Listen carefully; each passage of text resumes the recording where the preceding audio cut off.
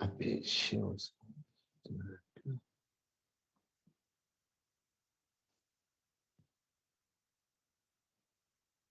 Richard Tenesaca, ¿no? Sí, doc, Richard Tenesaca. Ya, perfecto. Puedes empezar ya, ¿no? Recording in progress.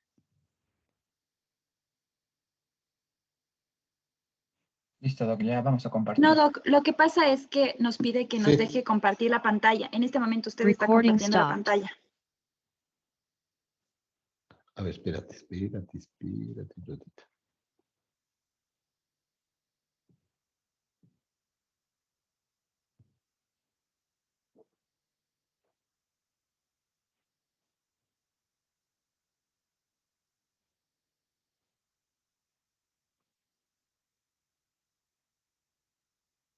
Ay, está bien, espérate.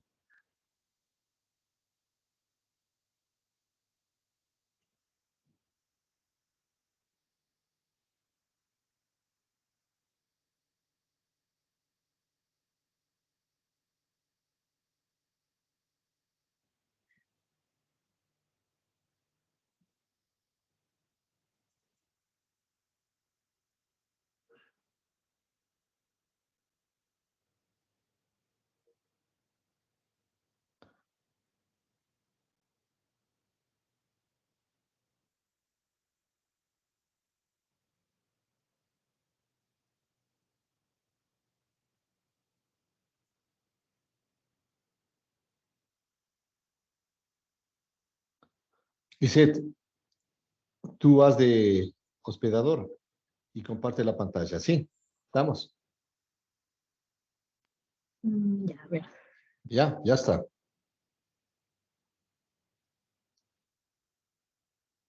¿Está? Ya le voy a habilitar para que compartamos, ¿ya? Ya. Yo ya te di para que tú habilites eso.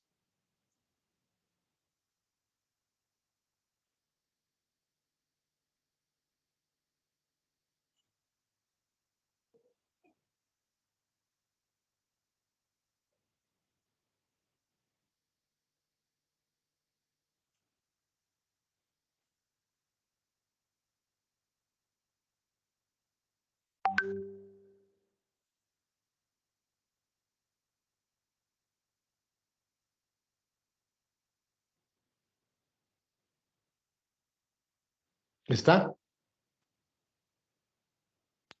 Sí, Doc, ya les puse para que todos puedan compartir.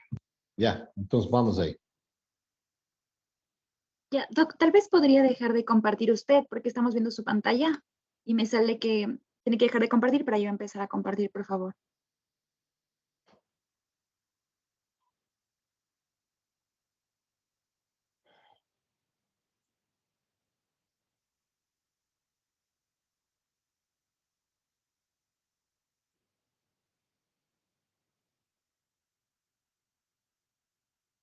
Ay, puedes tú ya entrar. Ya. Sí, Doc, ya. A ver, vamos.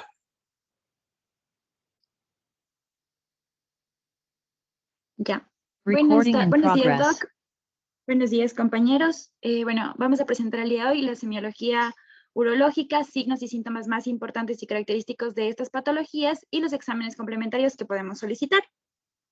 Los que vamos a exponer el día de hoy somos yo, Nicole Trujillo, y mi compañero Richard Tenesaca.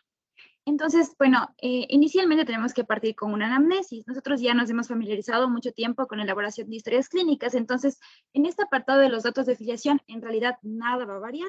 Recuerden que toda la información que recabemos en este punto también es importante, los nombres y apellidos de nuestro paciente, el número de cédula o en algunos casos se nos pide el número de historia clínica, la edad, fecha de nacimiento, el lugar de nacimiento, la residencia actual, la residencia ocasional, el grado de instrucción de nuestro paciente, su grupo sanguíneo y un teléfono de contacto. En cuanto a la anamnesis remota, aquí vamos a tener todos los antecedentes de nuestro paciente, pero aquí ya van a ver que ya van a ir un poco direccionados a las patologías urológicas. No se olviden que también es importante recabar el motivo de consulta y la enfermedad actual, en la cual, como ya sabemos, deberemos detallar la fecha real, la fecha aparente, el síntoma cardinal o más importante, hablando un poco de urología, decía que el síntoma por los cuales acuden nuestros pacientes a la consulta casi siempre es el dolor, porque pueden pasar mucho tiempo con hematuria o con piuria y no van a una cita médica. También la intensidad, la localización, la irradiación, cuáles son los síntomas acompañantes y uso de fármacos, si ha utilizado algún tipo de fármaco para aliviar su molestia. En cuanto a los antecedentes patológicos personales, nosotros tenemos que indagar sobre las distintas enfermedades, pero por ejemplo, la diabetes mellitus y la hipertensión es importante porque pueden producir síntomas urinarios, sobre todo la diabetes mellitus, como un aumento de la frecuencia miccional, orinas espumosas, o también en algunos casos se pueden ver alteraciones a nivel del pene. También debemos indagar, es muy importante, las enfermedades de transmisión sexual, si han sufrido algún tipo de traumatismo o si es que han sido intervenidos con algún tipo de cateterismo.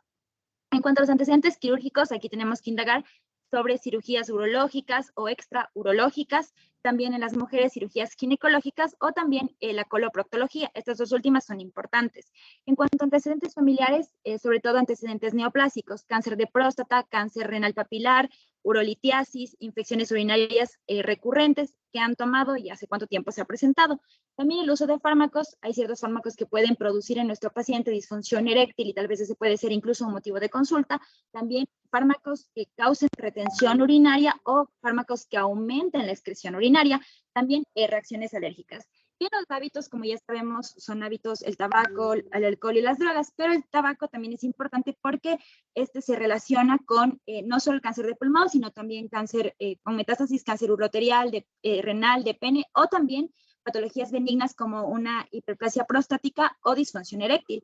Al igual que cuando indaguemos el tabaco, tenemos que preguntar a nuestro paciente cuánto tiempo ha fumado, el tiempo de exposición y la frecuencia, o sea, cuántos cigarrillos consume diariamente.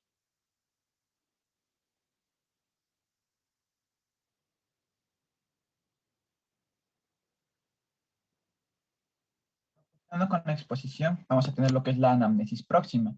Entonces, aquí nosotros vamos a indagar sobre el carácter del padecimiento que va a originar la consulta y vamos a evaluar la cronología de este síntoma o de este signo.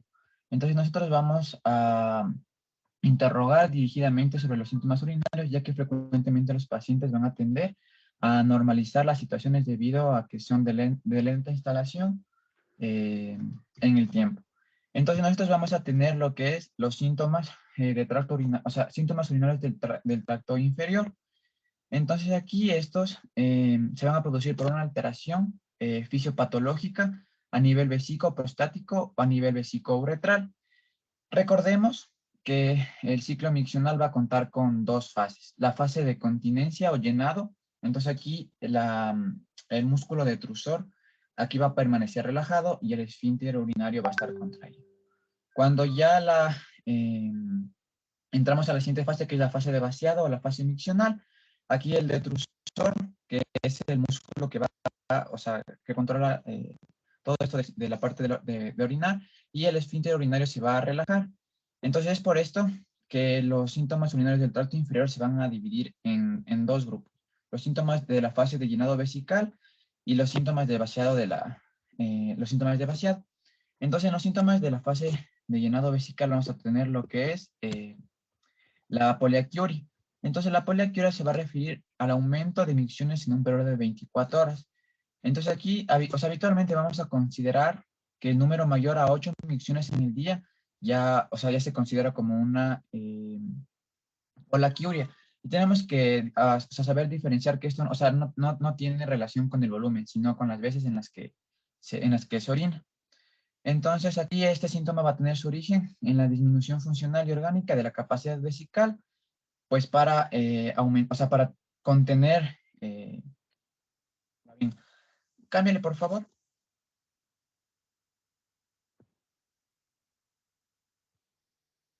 Nico, ¿puedes cambiarle, por favor? Cámbiale. Bueno, aquí tenemos. Entonces, las causas principales de la poliaquiuria van a ser infección de tracto urinario, una hiperplasia prostática benigna y también uretitis. Entonces, procesos inflamatorios van a predisponer a lo que es una poliaquiuria. La nicturia, que va a ser la necesidad de despertar del sueño nocturno para orinar una o más veces. Entonces recuerden esto para no confundirnos con la enuresis, entre nicturia y enuresis. Entonces, en la nicturia la gente se despierta y va a orinar. De igual las causas principales, vamos a tener hiperplasia prostática benigna, una infección del tracto urinario, vejiga hiperreactiva, ya enfermedades más sistémicas como una insuficiencia cardíaca congestiva o una insuficiencia renal. La urgencia vesical, que esta va a ser el deseo imperioso e impostergable de orinar. Entonces esto va a tener un inicio súbito y con una sensación de que, de que se pierde la capacidad de mantener la orina, como en alteraciones neurológicas. Tenemos lo que es el tenesmo, que esta va a ser la percepción constante del deseo miccional, pero después de ya haber concluido, cuando ya se orina.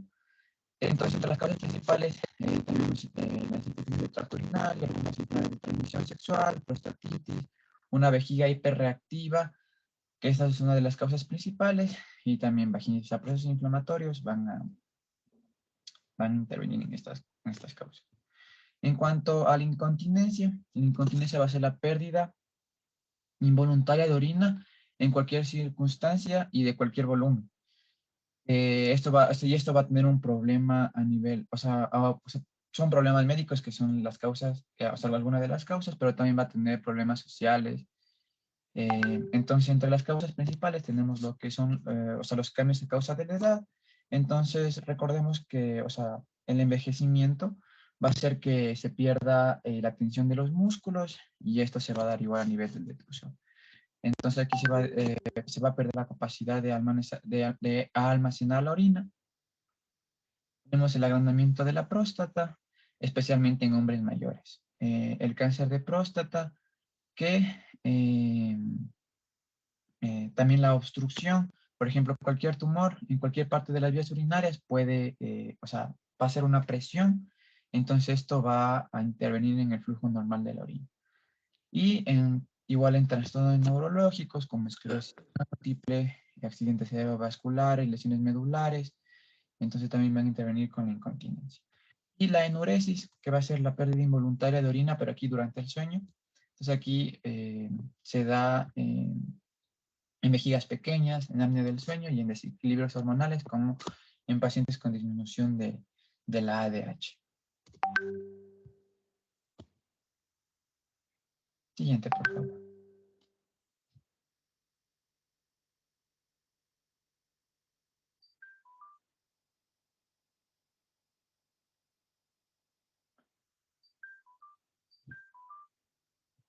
Ya, en cuanto a los síntomas del vaciado de la fase miccional, vamos a tener lo que es la disminución de la fuerza y el calibre del chorro. Entonces aquí se va a dar por una obstrucción a nivel de, cuando tenemos el tracto urinario a nivel de la salida, o en una disminución de la fuerza contráctil del músculo detrusor. Latencia, que esto va a ser la necesidad de esperar antes de que inicie el chorro miccional, es decir, por ejemplo, una persona quiere orinar. Entonces ya como que, pensó la acción de orinar, pero se demora, tiene unos segundos antes de que empiece a salir la orina, porque lo normal es que, ya cuando se piensa, ya sale la orina.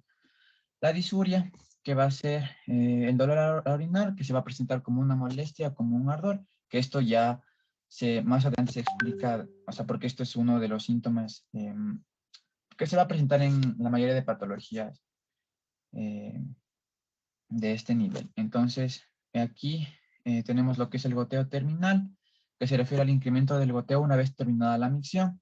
Porque igual normalmente es cuando ya se acaba de orinar, como que salen ciertas gotas, pero esto aquí está aumentado. La retención urinaria, que es la incapacidad total de evacuar la orina. Aquí se puede dar como en hiperplasia prostática benigna o por cálculos o por la disminución del tono muscular, y la interrupción súbita del chorro miccional, que esto va a estar asociado a litiasis vesical. Entonces, es una persona está, el cálculo vesical está en una porción que no está obstruyendo la salida de orina, pero por el vaciado, puede ya estar justo, tapar el esfínter y se da una interrupción súbita, ya no vuelve a salir orina aunque la persona esté pensando en orinar. Ya, ahora vamos a seguir con los tipos de dolor. Bueno, tenemos que el tipo de dolor más frecuente es el de tipo cólico. Este a su vez puede ser de tipo renal o de tipo ureteral. Este se caracteriza porque es un dolor muy intenso y como ustedes ven en la imagen, en la imagen inferior del lado derecho, muchas veces el paciente suele comprimir la parte donde le está doliendo, justamente ipsilateral, es decir, del mismo lado. Entonces, este dolor se ocasiona debido a una distensión de la cápsula renal o del uréter o de la pelvis renal por orina retenida sobre un punto de bloqueo que puede ser causado por un cálculo o por un coágulo sanguíneo. Generalmente, casi siempre es por un coágulo, es la causa más frecuente. Entonces, este se puede acompañar, aparte del dolor que presenta en esta zona el paciente, puede ser también, puede presentar, perdón, postración, puede ser un dolor en reposo o puede ser un dolor que va aumentando con la intensidad. Muchas veces los pacientes también pueden presentar síntomas adicionales como son sudoración, náuseas y vómito. En cuanto a en qué enfermedades se presenta este tipo de dolor, es muy frecuente, como les dije, en los cálculos, pero también se puede presentar en tumores degenerativos, en coágulos en cualquier origen, también por una compresión extrínseca y solo que creo que... bueno, se movió una diapo, pero ya lo voy a buscar. Ya, en cuanto a otro tipo de dolor que también tenemos, es el tipo de dolor lumbar. Este tiene un origen renal, sobre todo vamos a ver cómo, bueno, más o menos en la foto, es en el ángulo costovertebral. Desde ahí empieza este dolor. Este dolor tiene característica porque es sordo. ¿Qué quiere decir que es un dolor sordo? Es aquel que sin ser tan intenso ya se muestra insidioso o tiene o es continuo y que generalmente es difícil de describir o de localizar, porque dicen como los pacientes refieren que tienen un dolor de tipo lumbar. Este no va a tener relación ni con los movimientos ni con la actividad física. ¿En qué enfermedades se presenta? Se presenta en las neuralgias, también, por ejemplo, en ciertos pacientes que tengan herpes zóster en fases iniciales. También tenemos que hacer un diagnóstico diferencial con un síndrome lumbociático o también en ciertas metástasis óseas de carcinoma prostático. En cuanto a otro tipo de dolor, también tenemos el dolor renal y el dolor vesical. El dolor renal tiene también la característica como el anterior, que es sordo, que ya les expliqué qué es, y este se puede presentar en el flanco en donde le duela, o sea, puede ser flanco izquierdo o flanco derecho. ¿En qué enfermedades se presenta? Puede ser en carcinomas, carcinoma renal, también en infecciones como pueden ser la pielonefritis aguda o crónica, también en hidronefrosis, en quistes renales y en los cálculos. O sea, ya van a ver que todos estos dolores casi siempre se presentan en los cálculos, por eso es importante hacer un buen diagnóstico. En cuanto al dolor vesical, este va a provocarse a causa de pacientes que tengan una vejiga sobredistendida. ¿Dónde se va a localizar este dolor? Va a ser en la región suprapúbica y a nivel como de la uretra. ¿En qué enfermedades se puede presentar? Sobre todo son en infecciones urinarias, también en la cistitis, en cáncer vesical, en mujeres en cáncer uterino por la proximidad que tiene la vesícula con el útero y también en obstrucciones del cuello vesical a causa de cálculos. En cuanto al dolor prostático, este va a tener una irradiación en la región perianal y rectal y va a tener síntomas de irritación vesical, o sea, puede ser disuria, hematuria, todos esos tipos de síntomas que les nombró antes mi compañero podrían presentar acompañados de este dolor prostático. ¿En qué enfermedades se puede presentar? Como lo dice su nombre, puede ser en una prostatitis aguda, que es una inflamación de la próstata, en el cáncer de próstata o en una hiperplasia prostática benigna. En cuanto al dolor genital, este va a ser producido por traumatismos, por torsión testicular, por infecciones. Se va a irradiar principalmente a la región epigástrica y al cordón espermático. Otras enfermedades donde también se puede presentar es en el varicocele y en los pacientes con hernia inguinal. Ellos suelen tener un dolor genital. Ya, en cuanto a otra clasificación que se puede tener aquí y que tenemos que tomar en cuenta son las alteraciones de volumen urinario. Antes mi compañero les mencionó brevemente estas a manera de síntomas y signos frecuentes cuando estamos haciendo nosotros nuestra exploración en un paciente con una patología urológica, pero aquí vamos a hablar porque pertenecen al grupo de alteraciones del volumen. Entonces tenemos la poliaquiuria, que no se olviden que es el aumento de la frecuencia, por eso subrayé el aumento de la frecuencia. Lo normal, en características normales, nosotros deberíamos de ir de 4 a 5 veces al baño, dependiendo obviamente de la ingesta de líquidos. Si es que consumimos más líquidos, pues será un poco mayor. Pero, ¿qué enfermedades pueden causar que los pacientes presenten como un síntoma la poliaquiuria? Pueden ser irritaciones vesicales, infecciones del tracto urinario o en los hombres ya, bueno, no de avanzada edad, pero ya adultos mayores, la hiperplasia prostática. En cuanto a la poliuria, esta va a ser la producción abundante de orina, más de 3 litros de orina al día. ¿Cuáles son las causas? Aquí también por eso tenemos que hacer una buena historia clínica desde el inicio para preguntarle a nuestro paciente, por ejemplo, cuánto ingiere de líquidos al día, porque digamos, si tenemos un paciente que ingiere muchísima agua, pues va a tener mayor producción de orina. También la diabetes, recuerden que es uno de los síntomas característicos. Puede también estar relacionado con estados emocionales o de excitación, por ejemplo, pacientes después de un ataque epiléptico, también la diabetes insípida y la nefritis. Ya, en cuanto a la oliguria, es la disminución de la producción de orina. Se habla que esta tiene que ser menos de 5 cc por kilogramo por hora. ¿Cuáles van a ser las causas que nos provoquen que nuestro paciente no esté orinando la cantidad normal? Podríamos pensar en una obstrucción del flujo urinario, también en pacientes que tengan necrosis tubular, pacientes que estén deshidratados, que eso es muy frecuente, e insuficiencia renal. La anuria, por su parte, es la disminución de la producción de orina a menos de 100 cc en 24 horas. Se habla, que la oliguria puede ser menos de 400 y la anuria menos de 100.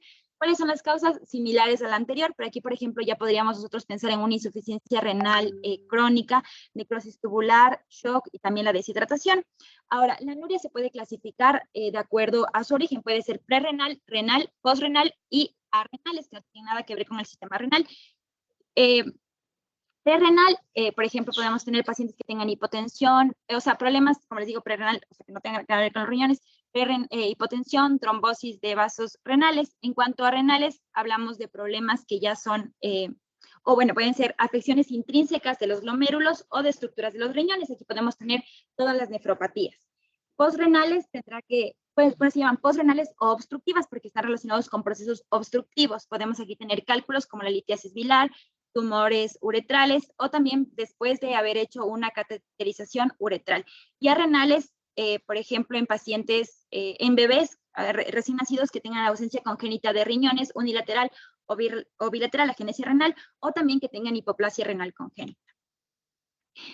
También tenemos la nicturia y la disuria. La nicturia, como ya les mencionó mi compañero, va a ser cuando los pacientes nos van a referir como que, doctor, tengo muchas ganas de orinar en la noche y tengo despertares nocturnos, como ustedes ven en la imagen, es como que este paciente, por decir así, va a su cama, se acuesta y luego se vuelve a levantar porque tiene muchas ganas de orinar durante la noche, esa es la característica. Y podría ser causada por una obstrucción vesical, por un adenoma prostático o también por el consumo de fármacos, de diuréticos. En cuanto a la disuria, esta se va a caracterizar porque vamos a tener un paciente que nos diga que tiene una emisión difícil de la orina, o sea que es muy dificultoso para ir a orinar, o que también a su vez, aparte de que sea difícil, puede que sea dolorosa. Entonces esto puede, por ejemplo, en las mujeres en las mujeres y en los hombres tener relaciones con causas fisiológicas, por ejemplo, en momentos de tensión o de angustia, o sobre todo en las mujeres, por ejemplo, que es difícil o doloroso que puedan orinar cuando hay presencia de extraños. También podemos tener irritación vesical por infecciones del tracto urinario, enfermedades de transmisión sexual, síndrome uretral y también los cálculos. Ya, la urgencia miccional va a ser la necesidad inevitable o imperiosa, o sea, realmente necesaria de querer orinar, porque puede estar causado por irritación vesical igual, por la presencia de cuerpos extraños o por el consumo excesivo de fármacos, sobre todo de los diuréticos. El tenesmo vesical va a ser el deseo de orinar incluso cuando ya la vejiga esté vacía, pero el paciente va a querer seguir orinando y eso también es lo que nos va a contar. También puede presentarse como un espasmo doloroso durante la micción o postmicción. Las causas, infecciones de vías urinarias, enfermedades de transmisión sexual, la prostatitis, el cáncer de próstata y el síndrome de vejiga hiperactiva. En cuanto a las alteraciones del aspecto de la orina, bueno, nosotros vamos a ver, sobre todo esta característica es de manera macroscópica. Por ejemplo, podemos ver una orina clara, esta se relaciona, por ejemplo, esto puede ser normal y se relaciona con un paciente que nos diga que tiene un consumo excesivo de líquidos, o sea, todo el tiempo está tomando agua, entonces la orina va a perder como sus pigmentos y vamos a tener una orina clara, no clarita como el agua, pero sí clara. También podemos tener una orina turbia, en la cual vamos a tener un concentrado de los pigmentos de la orina muy amarillos, o sea, que va a estar muy concentrada. También la piuria, como le dice su nombre por pi, es la presencia de pus en la orina. ¿En qué enfermedades podemos tener esto? Por ejemplo, en nefritis intersticial, en enfermedades de transmisión sexual, en tuberculosis renal, en prostatitis, en uretritis. La hematuria, como su nombre lo dice, vamos a tener sangre en la orina. Ahora, esto se puede ver de manera macroscópica y de manera microscópica. Microscópica, nosotros vamos a tener más de 5 glóbulos rojos por campo y de manera macroscópica más de 150 glóbulos rojos por campo. Esta hematuria sí es muy importante y es lo que nosotros tenemos que considerar como un anuncio de un trastorno genitourinario serio, hasta que no probemos lo contrario con los otros exámenes. Entonces, por más frecuente que sea, o por más, o sea, si nuestro paciente tal vez no le pone mucha atención y dice, no, mi orina es un poco roja, nosotros como médicos tenemos que poner mucho énfasis y hacer un examen completo a nuestro paciente. Ahora, esta puede ser causada por infecciones urinarias, por patologías prostáticas, ya también puede ser causada por neoplasias, también por traumatismos, por quistes o en algunos casos por consumo de fármacos anticoagulantes. También tenemos la fecaluria, que va a ser, esta es muy infrecuente, al igual que la coluria, bueno, más infrecuente es la fecaluria, pero es la presencia de heces en la orina, y esa está relacionada sobre todo con pacientes que tengan fístulas colovesicales o enterovesicales. Y la coluria va a ser el pigmentos biliares en la orina. Entonces aquí tenemos una fotito, por ejemplo, este medio marrón rojizo va a ser la hematuria, este marrón negruzco, ya ven como bien cafecito, es sobre todo la coluria, la piuria, que es la presencia de pus en la orina, le vemos como de este color, y bueno, esta es una orina turbia que no se le ve tan bien en esa imagen.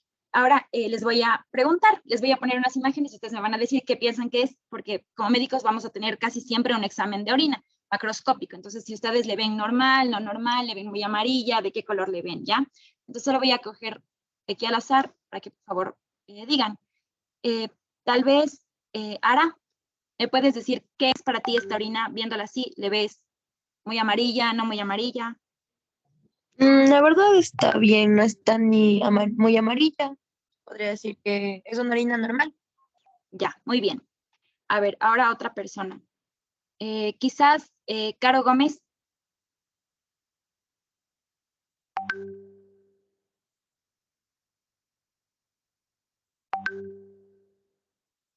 Y ven, el color es bastante diferente del anterior, es más espeso, incluso es como un poco más amarillo, entonces ya se parece como al color de la pus que nosotros podemos ver así a simple vista, ¿ya? Tal vez, Dome, Pilco, ¿cómo le ves esta orina? ¿O qué crees que es de acuerdo al color que les dije antes? O sea, ya está de color rojo, lo que es como que la presencia ya de matiz ahí, entonces sería como que hematuria. Muy bien, ajá. Este es hematuria, y acuérdense como del color que es rojizo. A veces también es por el grado de hematuria o por la presencia más bien de glóbulos rojos, puede ser como un poco más rojiza o menos rojiza, pero ya vamos a ver que no es el color normal que nosotros estamos acostumbrados a ver en la orina. Y esta última de aquí, tal vez, Pame. Sí, bueno, aquí podemos ver ese color negruzco que nos mencionaste por los pigmentos biliares, por lo que podría ser la coluria. Muy bien, entonces sí hay como por ejemplo diferencia entre la hematuria y la coluria. Muchas gracias por ayudarme.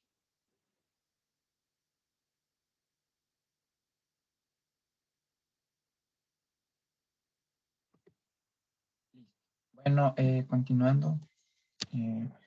Vamos a tener alteraciones a nivel de la esfera sexual. Entonces, aquí van a ser una causa frecuente de consulta, pero, o sea, como esto tiene muchos tabús, por así decirlo, va a ser, nosotros como doctores tenemos que tener la capacidad de sacar la información al paciente, porque a veces tratan de enmascarar las alteraciones de la esfera sexual con un control urológico general. Entonces, entre las principales vamos a tener lo que es la disfunción eréctil, también llamada impotencia. Aquí se va a referir a la ausencia total de erección o a la presencia de una erección incompleta, que puede ser también de corta duración, al momento del acto sexual. Entre las causas principales de disfunción eréctil vamos a tener lo que son enfermedades sistémicas como la diabetes tipo 2, enfermedades, insuficiencias cardíacas, aterosclerosis, presión arterial alta. En cuanto a la disminución de la libido, aquí esta puede ser parcial o completa y va a ser una disminución o sea, al momento del deseo sexual. Estos, entre las causas principales, tenemos problemas de salud mental, como depresión, ansiedad, también puede ser antecedentes de maltrato sexual o niveles bajos de testosterona. En cuanto a la eyaculación precoz, entonces aquí las causas principales van a ser estrés, ansiedad, depresión, o también lo que es la hipersensibilidad del glande, que pues esta llevaría a la eyaculación precoz. También infecciones del tracto urinario pueden llevar a esto.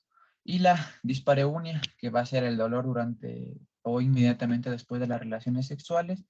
Aquí entre las causas principales van a tener la causa de endometriosis, inflamación, cicatrización, quistes ováricos funcionales o también en pacientes que tienen síndrome de colon irritable. Siguiente, por favor. Ya, en cuanto a las alteraciones de la uretra y del semen, pues vamos a tener lo que es la secreción uretral, la uretrorragia y la hematospermia. En la secreción uretral se puede observar la eliminación de líquido seroso, purulento, por el meato uretral. En la uretrorragia se va a dar eliminación de sangre por el meato uretral sin relación a la micción. Es decir que, normalmente un paciente se ve esto cuando, no sé, se quiere cambiar de ropa y ve que hay sangre. Entonces, tenemos la hematospermia, que va a ser la presencia de sangre en el líquido eyaculado, y esto se va a relacionar con procesos infecciosos e inflamatorios de las vesículas seminales. Siguiente, por favor. En cuanto al examen físico, con el examen físico vamos a poder evaluar todo el tracto urinario. Vamos a empezar desde el examen físico renal, el examen físico vesical, el examen físico de genitales, y bueno, también vamos a tener lo que es el examen prostático. Ya, en cuanto al examen físico renal, bueno, este va a ser un poco complicado, ya que en cuanto a la inspección, nosotros no vamos a poder observar el riñón, salvo que nos enfrentemos a un paciente que sea muy delgado, que tenga una lesión tumoral, una lesión quística, o que tenga una hidronefrosis de gran tamaño. Lo que aquí se dice, en cuanto a la inspección, lo que nos va a servir mucho es, como un alargue en cuanto a la inspección del examen físico renal, la ecografía. En cuanto a la palpación, igual la palpación del riñón va a ser difícil, pero aquí vamos a tener algunas maniobras que nos van a permitir evaluar. Vamos a tener lo que es la maniobra de Guyon, que esta va a consistir en que con la mano que se ubica en la pared lumbar posterior vamos a empujar el riñón hacia la mano ubicada en la pared abdominal. Tenemos en la imagen 1. Entonces una mano va a empujar desde abajo, y con la otra mano vamos a intentar sentir el riñón. Y esto vamos a hacer como suaves sacudidas, como un peloteo renal.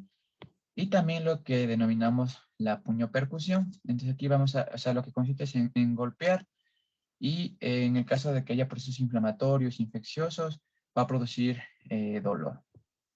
En cuanto a la percusión, también va a ser, no vamos a tener la oportunidad de hacer percusión, pero en lo que leí, pues, nos servía para limitar ciertas masas retroperitoneales, y vamos a poder delimitar entre el contenido gastrointestinal y el riñón. Y la auscultación también es muy difícil de realizarla, y que solo se podía buscar soplos cuando hay estenosis de la arteria renal. Siguiente, por favor. En cuanto al examen físico vesical, bueno, aquí la vejiga en estado de represión, es decir, cuando está vacía, se va a encontrar en la pelvis ósea. Entonces, por lo tanto, nosotros no lo vamos a poder ni palpar ni percutir. Pero cuando ya hay retención de orina, vamos a tener lo que es el globo vesical, y sí vamos a poder inspeccionarla de una mejor manera. La palpación nos va a permitir delimitar el globo vesical, y esto nos va a servir en el caso de que sospechemos de tumoraciones vesicales. Siguiente, por favor. En cuanto al examen físico de genitales externos masculinos, bueno, aquí vamos a poder evaluar lo que es glande, pene y escroto. Pero tenemos que recordar que nosotros tenemos que brindar, cuando hagamos un examen físico de genitales, brindar la mayor privacidad posible, porque no es lo mismo nosotros ir a palpar el abdomen que ir a palpar genitales.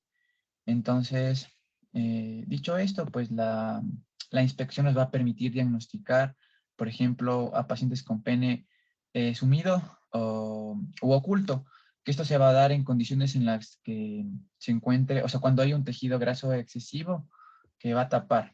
También podemos ver lesiones como condilomas, que es lo que tenemos en la imagen. Siguiente, por favor. Ya, en cuanto también, bueno, a la inspección del prepucio, cuando ya hacemos la palpación del pene, pues nos va a permitir hacer la retracción del prepucio. Entonces aquí vamos a tener también mucha información. Como ven ahí, estas son lesiones neoplásicas. También tenemos lo que es el esmegma, que van a ser secreciones blanquecinas en glande y en el surco balano prepucial. También nosotros podemos observar el meato uretral, a ver si tenemos, si encontramos epispadias o hipospadias. También la retracción del glande nos va a permitir evaluar si hay pápulas o algún otro tipo de lesión. Siguiente, por favor. También, bueno, esta es una fractura peniana que, o sea, también vamos a poder evaluar en cuanto a inspección y en palpación. Siguiente, por favor. Ya, y vamos a tener el examen físico de la bolsa escrotal. Entonces, igual en la inspección vamos a poder evaluar o sea, que tenga la presencia del escroto bífido, donde se va a relacionar con hipospadias o sea, hipospadias escrotales o perineales. También podemos evaluar si hay un edema escrotal. Eso, en cuanto a la palpación, decía que la palpación tenemos que realizarlo con todas las manos, o sea, con todos los dedos de las manos, y así vamos a poder evaluar, por ejemplo, o sea, el testículo, el epidídimo, también el cordón espermático, y que si, por ejemplo, encontramos aumento del volumen testicular, podemos pensar en un tumor testicular, en hidrocele, en un quiste epididimario. Si a nivel del epididimo podemos ver si hay espermatoceles, y en el cordón espermático nos permite identificar la presencia de hernias inguinoescrotales, varicoceles o quistes del cordón.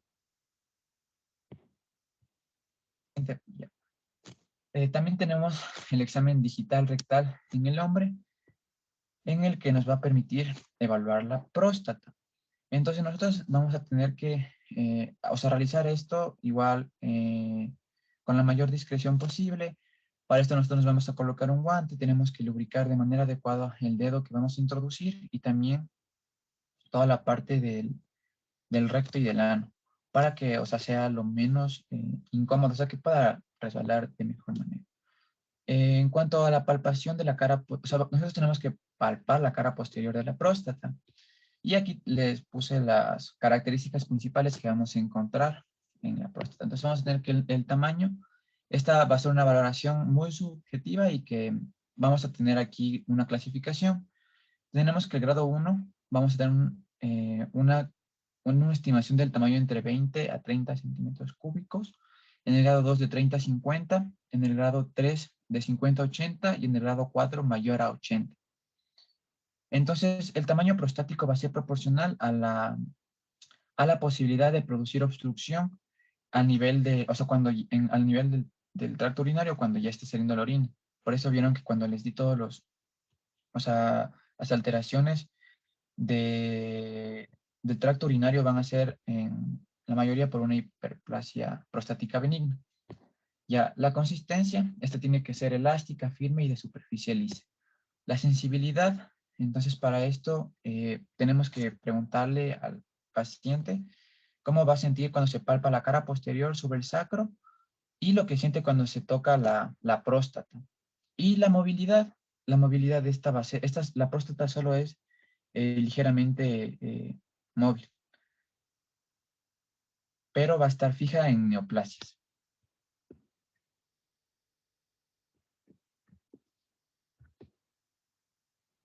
Ya, ahora vamos a continuar con unas herramientas que tenemos los exámenes de laboratorio que pueden ser muy útiles para diagnosticar o para, más bien para comprobar o corroborar el diagnóstico presuntivo que ya teníamos antes con el examen físico y con los signos y síntomas que nos reporta nuestro paciente. Entonces, ya, a manera general nosotros vamos a ver que desde la atención primaria, quizás de nuestros centros rurales, nosotros vamos a poder realizar un examen de orina. Entonces, muchos de nosotros alguna vez en nuestra vida nos hemos realizado un examen de orina y sabemos que necesitamos un frasquito como el de la imagen, pero algo muy, muy importante que nosotros tenemos que conocer y también decirles a nuestros pacientes es tomar una muestra adecuada de orina, porque si no el resultado que nosotros obtengamos va a ser falso o erróneo, y así no podremos dar el tratamiento correcto a nuestro paciente. Entonces, ¿cuáles son algunas de las razones para un análisis inadecuado o para un resultado inadecuado? Por ejemplo, la recolección inadecuada. A veces nos recomiendan que no pongamos, ¿no es cierto?, el primer chorro después de orinar, sino que nos esperemos del segundo o al chorro medio. Muchos pacientes ponen el primer chorro. También son las medidas de lavado de manos antes de la toma de muestras. Pero bueno, les vamos a mostrar eso en un video más detallado.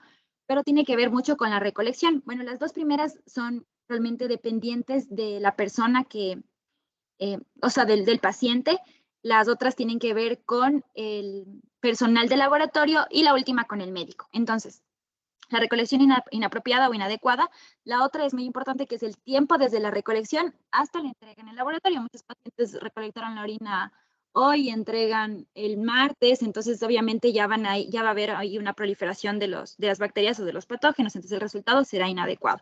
En algunos centros de laboratorio piden que sea en la mañana, después apenas se toma la muestra de orina, otros dicen que hasta 2 horas, otros hasta 4, y en algunos casos se permite hasta 24 horas, pero ya asumiendo los riesgos que se tienen, sobre todo por una sobreinfección. También tenemos una revisión incompleta o un análisis microscópico que no sea muy exhaustivo. Eso tiene que ver de acuerdo al laboratorio en donde se mande a realizar la muestra. Y también la inexperiencia del examinador. Pueden ser personas que todavía no han realizado muchos exámenes y lo hacen mal, y todo eso ya nos puede cambiar el resultado final. Y finalmente la interpretación inadecuada de los hallazgos, o sea, muchas veces se pasan por alto ciertos hallazgos o no se le dan la importancia necesaria, y eso también va a perjudicar en nuestro diagnóstico final y obviamente en nuestro paciente. En cuanto podemos realizar, además en este examen así, simplemente con el frasco, un análisis macroscópico y luego un análisis microscópico. En el macroscópico vamos a ver lo que ya practicamos antes, cómo es el color de la orina, cuál es su aspecto, también la densidad, y se puede realizar pruebas químicas. Estas van a incluir el pH, las proteínas, si es que hay glucosa positiva, negativa, si hay hemoglobina, se tiene relación con la hematuria, la presencia de los glóbulos rojos, también bacterias, leucocitos. Y en cuanto al análisis microscópico, aquí vamos a ver bacterias, leucocitos, los eritrocitos, si es que hay descamación de células epiteliales o de cilindros. Por ejemplo, algo importante en el pH es que en ciertas situaciones, por ejemplo, en pacientes que tengan cálculos de ácido úrico, como ya vimos, casi toda la sintomatología anterior se puede producir por cálculos. Entonces, en los pacientes que tengamos cálculos de ácido úrico, por ejemplo, en muy pocas ocasiones pueden tener un pH urinario que sea mayor de 6.5, porque el ácido úrico es soluble en la orina alcalina. Pero, por ejemplo, pacientes que tengan cálculos formados de otro componente, como pueden ser de calcio, estos pueden presentar un pH de una orina que sea menor a 6. Ya. Entonces aquí tenemos un video, lo que no sé, creo que no les compartí con audio, ya les comparto con audio.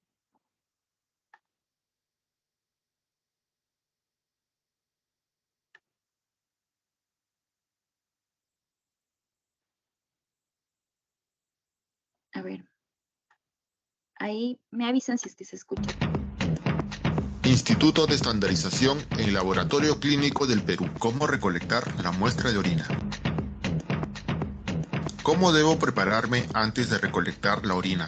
Si toma medicamento, informe a su médico si es necesario la suspensión antes de recolectar su muestra de orina. No debe tener relaciones sexuales 24 horas antes.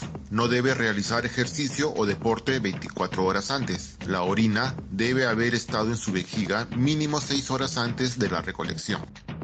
Lávese las manos antes de la recolección. Si no es paciente de emergencia, traer la primera orina de la mañana, chorro intermedio. 1. Utiliza un frasco estéril de 100 mililitros o 120 mililitros. 2. Escriba lo siguiente en el frasco: nombre completo y apellido, fecha de nacimiento, fecha y hora de recolección. 3. Lavarse las manos con agua y con jabón antes de obtener la muestra de orina. 4. Realizar el secado de manos con papel toalla. 5. Destape el frasco y no toque su interior. Coloque la tapa boca arriba sobre una superficie plana. 6. Si no está circuncidado, necesitará retraer primero el prepucio. 7. Elimine el primer chorro de orina en el inodoro y ponga de inmediato el frasco de recolección para orinar. 8. Recolecta la muestra de orina dentro del frasco. Retira el frasco cuando la orina alcance un volumen hasta un poco más de la mitad del volumen del frasco. 9. Puede terminar de orinar en el inodoro. 10. Asegúrese de cerrar el frasco correctamente. Lleve de inmediato al laboratorio clínico.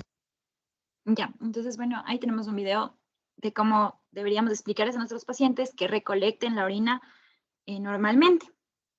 Ya, bueno, aquí les puse unas imágenes, por ejemplo, hablando de las características microscópicas. Vamos a ver que algunas veces en una prueba de orina nosotros podemos tener que nos reporte el laboratorio positivo para células epiteliales, positivo para cilindros hialinos. Entonces, más o menos así es como ven el personal del laboratorio en el microscopio la forma de estos diferentes tipos de células, ¿ya?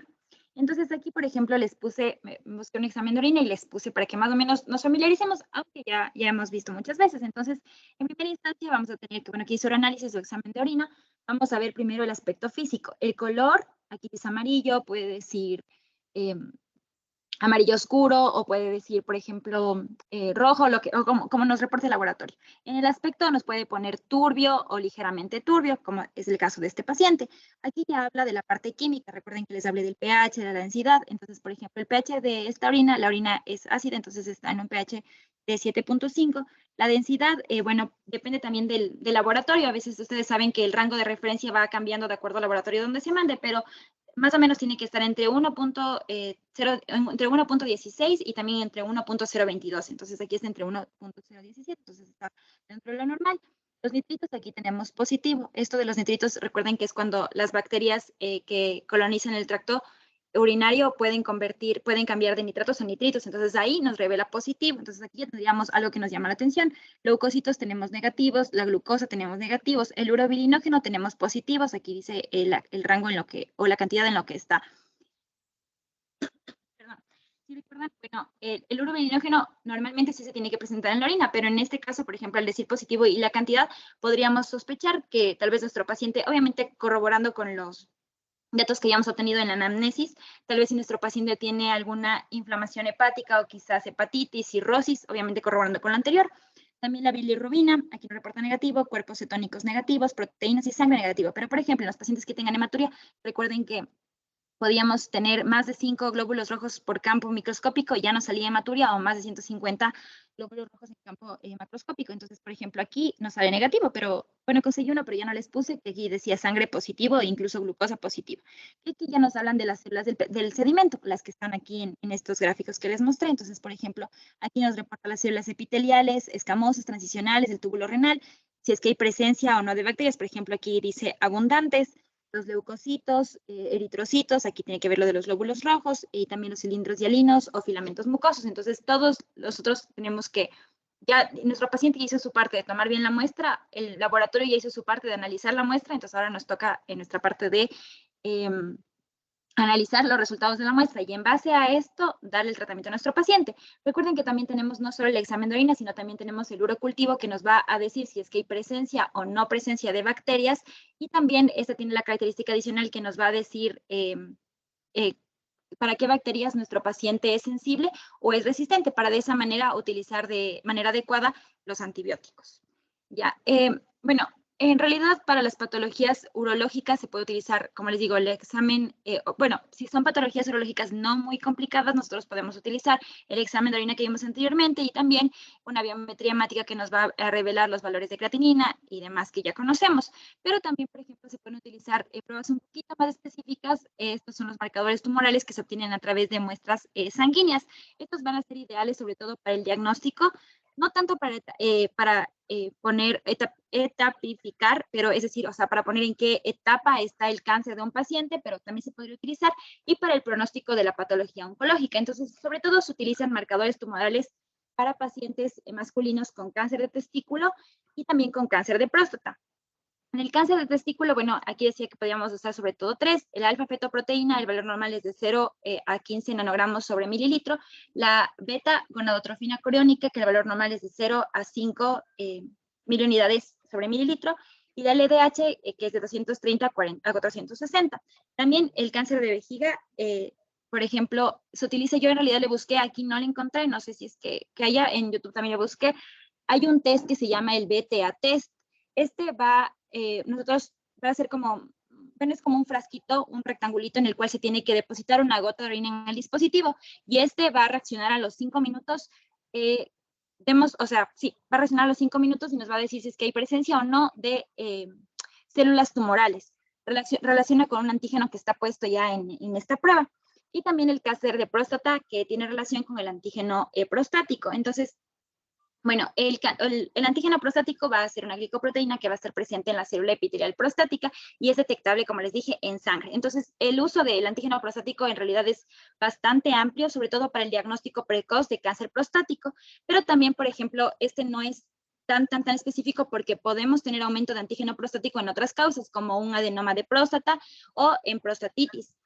Entonces, por ejemplo, aquí les puse la edad en años, aquí están pacientes de 40, 59, 69 y 70 años, y cuál sería el valor que ellos tendrían que tener aproximadamente de un antígeno prostático, pero la velocidad de incremento de este antígeno no debería de aumentar más de 0.75 nanogramos sobre mililitro en un año, o más de 20% con respecto al valor medido en el año anterior. Entonces, más o menos como tenemos que tener referencia.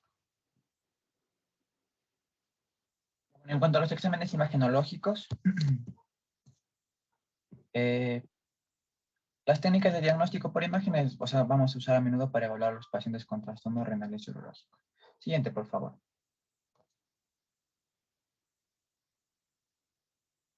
Vamos a tener lo que es la ecografía, o sea, la ecografía, que esta nos va a permitir ver imágenes sin la radiación ionizante. Entonces, las estructuras que nosotros vamos a poder observar van a ser riñones, vejiga, escroto, escroto con su contenido, la próstata, el pene y la uretra. Entonces, en cuanto a la vejiga, cuando hacemos un eco de vejiga, pues vamos a poder ver cómo está la pared de la vejiga, ver si hay divertículos, si hay cálculos, o si hay tumores a nivel de la vejiga. Entonces, ahí está un eco donde vemos que la vejiga y la próstata van a ser hipoecoicas. En cuanto a los riñones, esto nos va a permitir mostrar si los riñones están en el lugar correcto, si tienen algún tipo de obstrucción, cálculos, hidronefrosis. En cuanto al escroto, vamos a poder evaluar todo lo que tiene en su contenido, ver si los testículos están agrandados, si hay algún tipo de masa, protuberancia, podemos ver si hay espermatoceles. En cuanto también podemos evaluar la próstata, que esta nos va a permitir determinar el volumen, pero de una manera más exacta, no como lo anterior, que como les comenté, o sea, cuando hacemos el tacto, esta es un poco más sugestiva.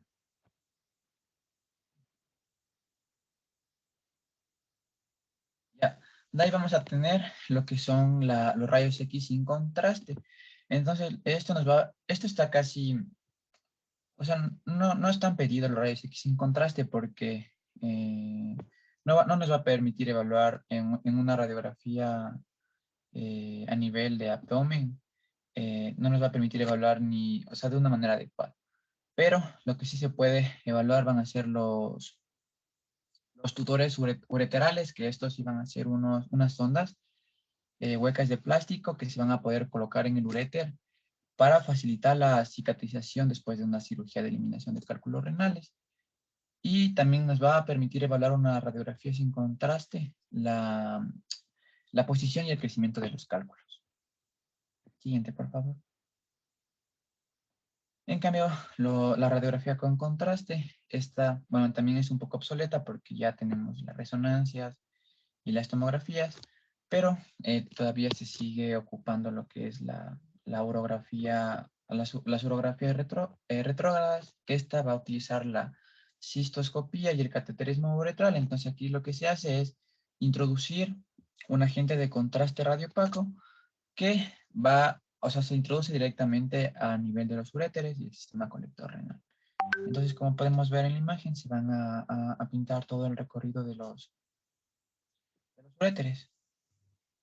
Siguiente, por favor. En cuanto a la cistouretrografía, entonces aquí también se va, o sea, es el mismo procedimiento, pero aquí también se va a pintar la vejiga. Entonces aquí, ¿qué nos va a permitir evaluar la cistouretrografía? Ver si hay un reflujo vesicoureteral, ver si hay incontinencia urinaria, estenosis uretral y quizá un traumatismo sospechado en la uretra o en la vejiga. Siguiente, por favor. Ya, y tenemos lo que es la cistografía. Entonces aquí en la cistografía, aquí igual se va a introducir una sonda, pero a través del uretra, y tenemos que llegar a la vejiga. Entonces aquí se introduce un medio de contraste. Eso debemos realizarlo con la vejiga ya vaciada. Y se va a pintar la vejiga. Entonces tenemos, esto se va a pedir en cuando tenemos cálculos vesicales, tumores en la vejiga, reflujo vesicoureteral. En cuanto a la resonancia magnética, tenemos lo que es la angiografía por resonancia magnética. Estos ya son estudios más especializados. Entonces aquí la angiografía por resonancia magnética nos va a permitir evaluar las arterias renales en el caso de que haya una estenosis de arteria renal. Y la urografía por resonancia magnética, esta es casi parecido a una cistouretrografía, pero más específica. Y ven cómo se pintan todos los riñones, los cálices, los uréteres y la vejiga. Ya, ahora vamos a hablar bueno, finalmente vamos a hablar de un procedimiento que es muy utilizado en el ámbito hospitalario y que es importante que nosotros sepamos realizar de la manera correcta. Entonces, esta es la colocación de sonda vesical. Las indicaciones, a manera general, por ejemplo, podemos tener en pacientes que tengan retención urinaria aguda o crónica, pacientes con hiperplasia prostática, tal vez drenaje. También, por ejemplo, para obtener una muestra de orina no contaminada, entonces ahí se inserta la sonda y se le destapa y se pone el frasquito que ya conocemos. También estudios del tracto genitourinario y a manera general, por ejemplo, ahorita que estamos viendo, pues se puede poner antes y después de una cirugía pélvica. Entonces,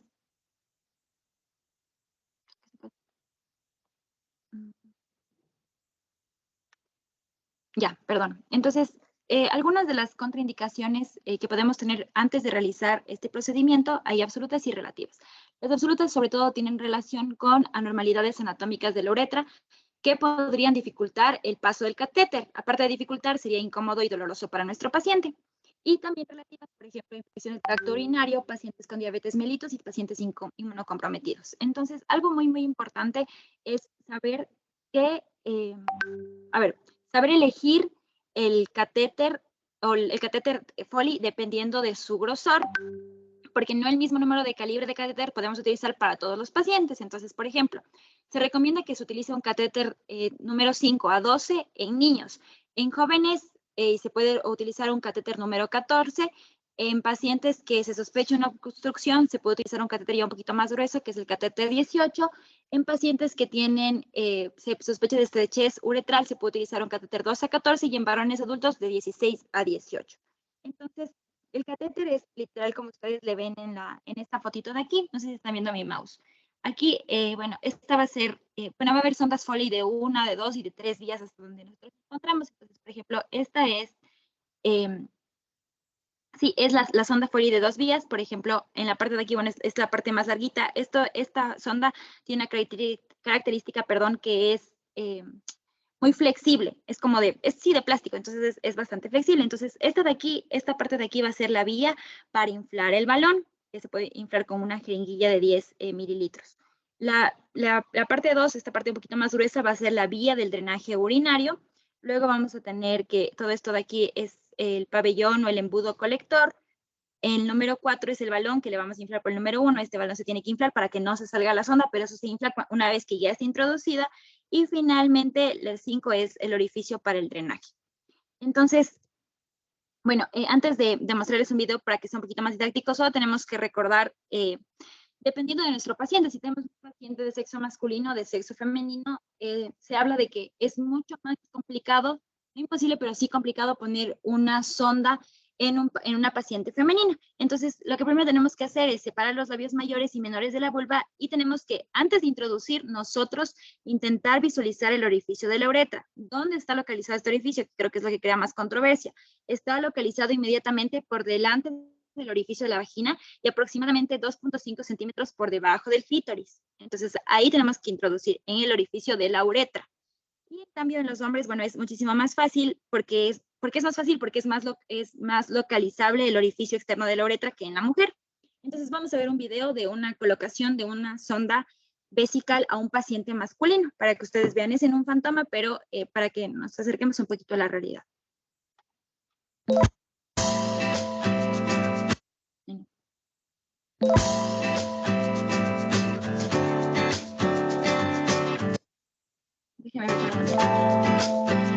De la cátedra harán los estudios.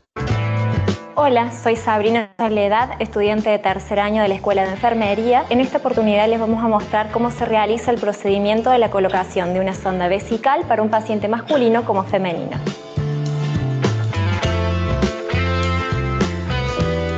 Material necesario: sonda vesical, guantes estériles, 2 paquetes, campo cerrado, campo fenestrado estéril, solución antiséptica, lubricante hidrosoluble, equipo con 2 pinzas Kocher, jeringas de 10 centímetros cúbicos, agua destilada o suero fisiológico estéril, bolsa colectora de orina con sistema cerrado, soporte para bolsa colectora, paquetes con gasas estériles, cinta para sostener y fijar la sonda. Técnica de asepsia quirúrgica. Revisamos la indicación médica comprobando que el procedimiento esté indicado al paciente correcto. Nos realizamos el lavado de manos, luego nos dirigimos a la unidad del paciente a fin de informar el procedimiento a realizar mitigando sus miedos y temores. Pasamos a preparar al paciente para el procedimiento. Recordemos haber realizado previamente higiene perineal. Técnica en el varón. Colocamos al paciente en decúbito supino. Nos colocamos los guantes de examinación.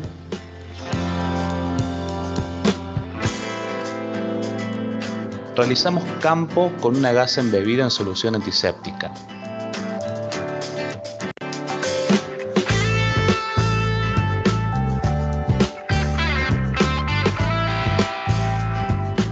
Nos quitamos los guantes de examinación. Realizamos nuevamente el lavado de manos. En el procedimiento, recordar mantener la esterilidad en todo momento. Y nos colocamos los guantes estériles.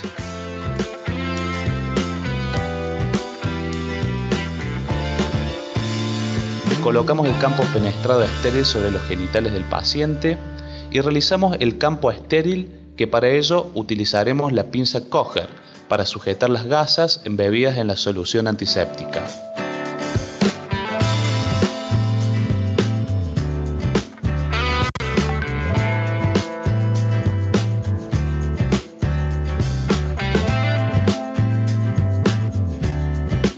Comprobamos el funcionamiento del balón del catéter inyectando 10 centímetros cúbicos de aire con jeringa estéril.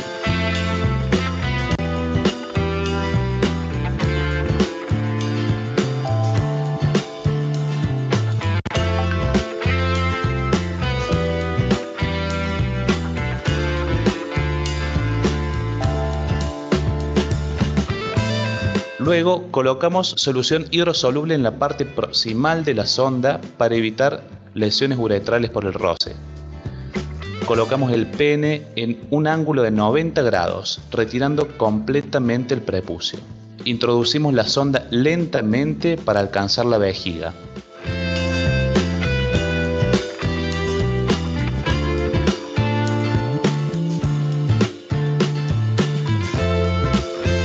Observamos el retorno de orina. Inmediatamente conectamos la bolsa de orina a la sonda, siempre manteniendo la esterilidad. Bajamos el pene a unos 45 grados aproximadamente y comprobamos que fluye orina.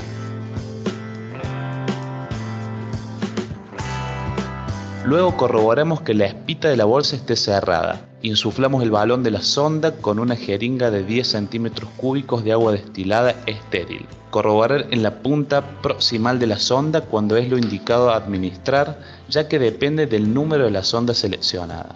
Realizamos una leve tracción para corroborar la correcta colocación. Luego colocamos los soportes a la bolsa y la colgamos en el barral de la cama sin que toque el piso. Pasamos a verificar la característica de la orina eliminada. Luego fijamos la sonda en el muslo a la altura inguinal. Ayudamos al paciente a adoptar una posición cómoda en su unidad. Colocación de sonda vesical en la mujer. Doc, les paso también la de la mujer, ya falta poquito.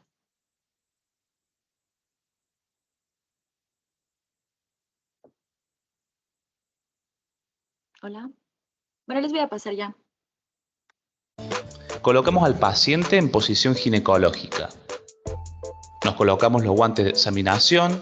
Realizamos campo con una gasa embebida en solución antiséptica, separando los labios mayores y menores de arriba hacia abajo, visualizando el conducto urinario.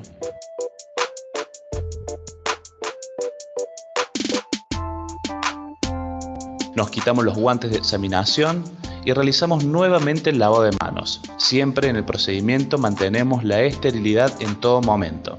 Luego nos colocamos los guantes estériles. Pasamos a colocar el campo fenestrado estéril sobre los genitales del paciente y realizamos un campo estéril y para ello utilizaremos gasas embebidas en solución antiséptica.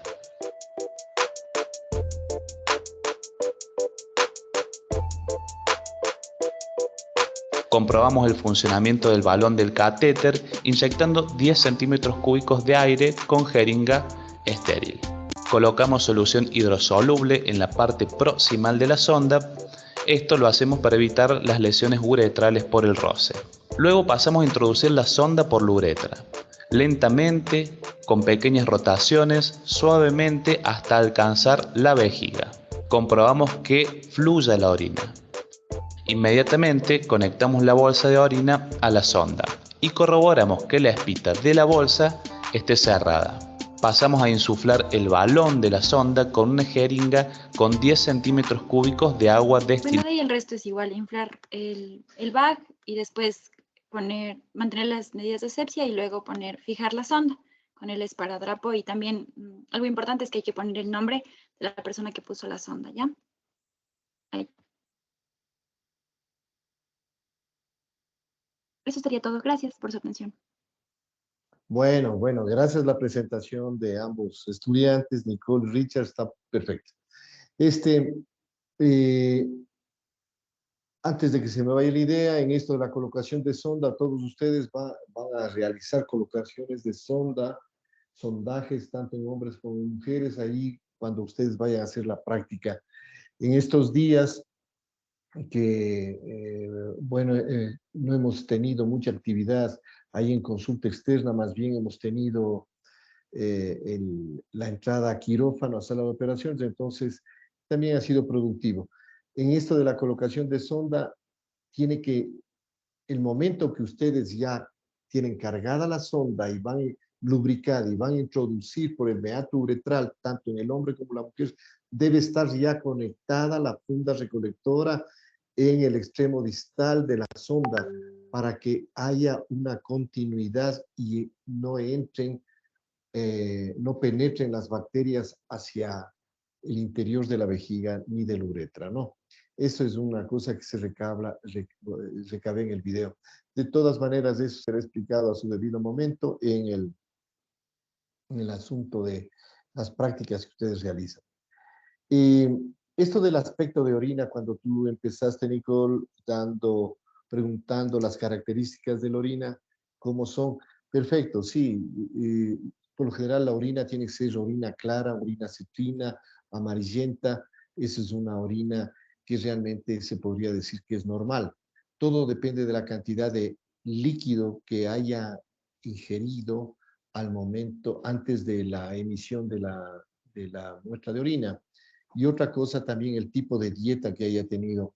Orinas muy oscuras, muy concentradas, se ve en las dietas hiperproteicas, ¿no? eso también tienen que verle.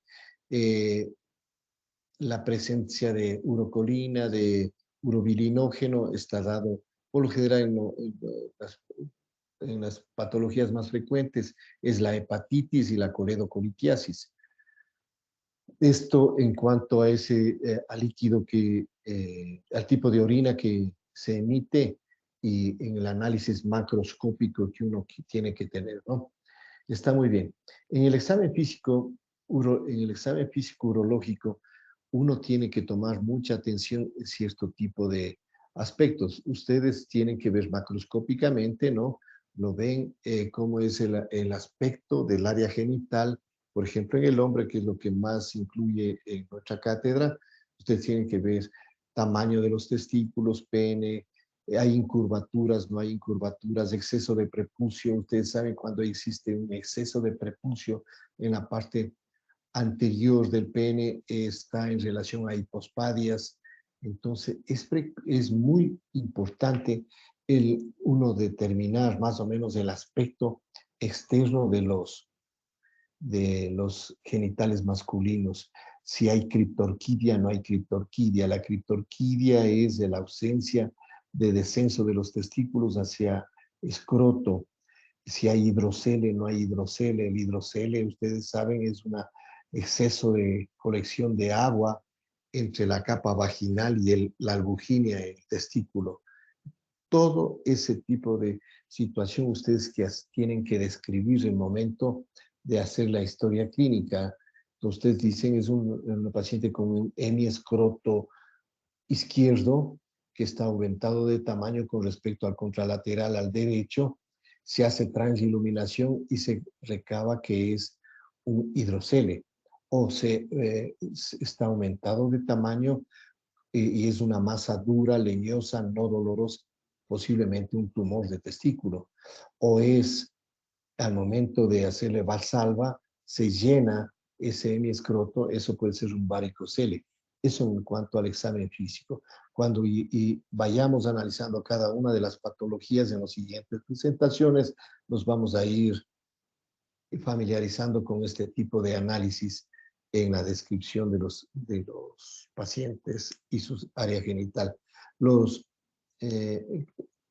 La forma de la recolección de orina es importante, la asepsia que tienen que tener. No tiene que ser con jabón, con una solución jabonosa, sino tiene que ser con una solución salina, solo líquido, porque a veces si ustedes le lavan al meato con jabón o con clorexidina o con povidona, el momento de salir la orina, se contacta con el antiséptico y puede salir negativo el examen de orina, ¿no? Entonces, eso es otro tipo de situación que se tiene que tomar en cuenta. Ustedes le hacen la limpieza con solución salina o agua previamente hervida, agua tibia previamente hervida, entonces recolectan, como dice la doctora, en un segundo chorro, la segunda micción.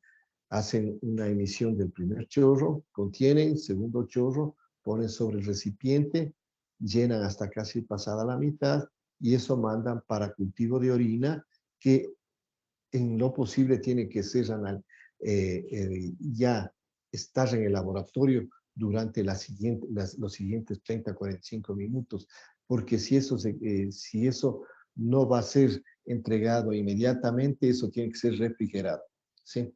Eso tienen que tomar en cuenta. Eso en la práctica lo vamos a ir dando. En cuestión de la ecografía y los exámenes, ¿no? Tenemos que hacer más hincapié para qué sirve la ecografía, cuándo solicitar la ecografía, cuándo solicitar la urotomografía, la resonancia magnética. La resonancia magnética en urología tiene la indicación de que necesitamos nosotros información de imagen, pero es alérgica al contraste el paciente o la paciente, entonces ahí viene como ayuda la resonancia magnética, ¿sí? Es de ayuda. Por lo general nosotros lo utilizamos no con mucha frecuencia, lo que más utilizamos es la tomografía y los rayos X. Las rayos X, la cistografía y la uretrocistografía es para determinar áreas de estenosis de uretra, tamaño de la vejiga, divertículos de la vejiga tumores de la vejiga, reflujo vesicoureteral, todo eso tiene indicación. Conforme vayamos analizando el resto de patologías, como cuando ya vamos a ver infección urinaria, entonces ahí vamos a saber las verdaderas indicaciones de esto. Vamos a tratar, por otro lado, de hacerle presencial esta siguiente presentación. Déjenme ver el día lunes si ya se logra conseguir, por lo menos que nos presten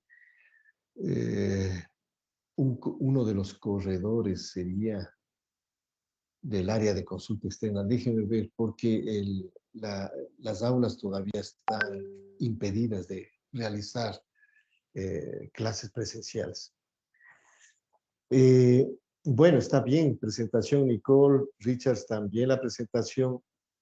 Hay situaciones en las cuales no hace falta mucha minuciosidad. Por ejemplo, en el caso de Nicole, que en este caso comenzó a hablar de los marcadores tumorales. Eso se verá cuando veamos cáncer de testículo, pero está muy bien el enunciarles que dentro de los marcadores tumorales en urología tenemos principalmente la alfa-fetoproteína, la beta-HCG, la deshidrogenasa láctica en el cáncer de testículo, el antígeno específico prostático para próstata. Y en los otros, el P53, todo eso no es todavía algo en el medio que se esté utilizando y en la vejiga, en el área de la vejiga, en el riñón. ¿Sí? Sin más, nos estamos viendo el lunes con el siguiente grupo de práctica y el lunes yo ya, hasta las 10, 11, yo ya les estoy informando si lo hacemos presencial o no, el día miércoles. ¿Está bien? Vamos a concluir ahí. Sí, doctor. Gracias. ¿Ya? Buen fin de semana, doctoras y doctores. Muchas gracias, Ya nos doctor. vemos. Igualmente. Gracias, Hasta Doc. luego. Igual, le vaya bien. Hacen muy bien.